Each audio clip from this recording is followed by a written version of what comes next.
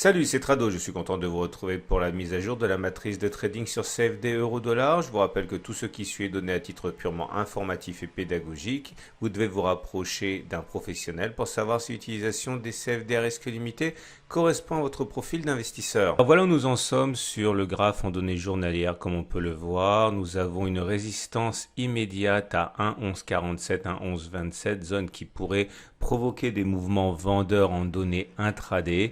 Et de l'autre côté, nous avons une zone de support à 1,0657, 1,0634, zone qui a préalablement été à l'origine du rebond massif. Alors maintenant, nous avons des éléments intermédiaires, mais ils seront mieux visibles sur les données 4 heures. Voilà ce que ça donne en données 4 heures.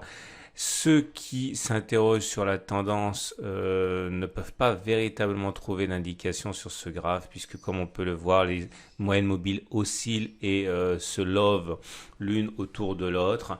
Nous sommes en dessous de la moyenne mobile à 20 périodes et en dessous de la moyenne mobile à 50 périodes, mais la pente de la moyenne mobile à 50 périodes est toujours ascendante, donc il est très hasardeux de décider d'une tendance. En tout cas, ce qui est certain, c'est qu'il y a des supports et des résistances.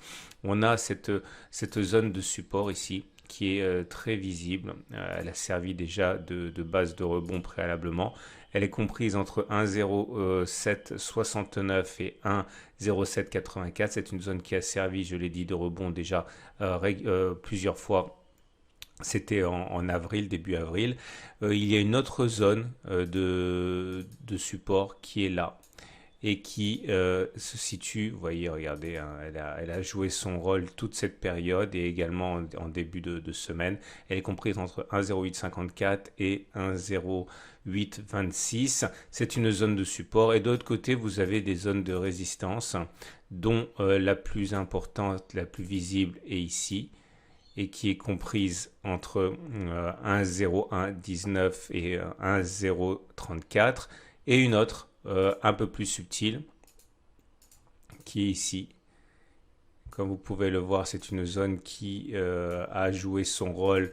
C'était sur la séance du 15 avril et est comprise entre 1,0980 et 1,0986. Le problème, c'est que, étant donné qu'il n'y a pas de tendance avérée, il est très difficile de privilégier une direction, qu'elle soit haussière ou baissière, mais ce qui est sûr, c'est que les spéculateurs qui ont un biais haussier vont guetter un signal haussier sur les 1,0824 ou alors ou 1,0856 ou alors sur la zone 1,0766, 1,0784. Alors ça, il peut s'agir d'un signal bougiste ou technique. Et ceux qui ont un biais plutôt baissier vont chercher sans doute des signaux à 1,0917, 1,0988 ou alors sur la zone 1,1016.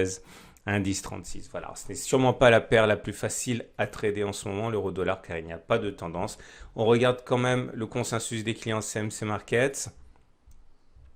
Et ce consensus client CMC Markets pour l'euro-dollar, il est actuellement très proche de l'équilibre, hein. 52% de position vendeuse, 48% de position acheteuse, ce qui explique d'ailleurs pourquoi les cours sont ainsi confinés dans une sorte de canal latéral. Je vous souhaite une excellente journée et je vous dis à tout à l'heure pour d'autres analyses techniques. Vous pouvez vous rendre à la fin de cette vidéo à l'analyse de moyen terme.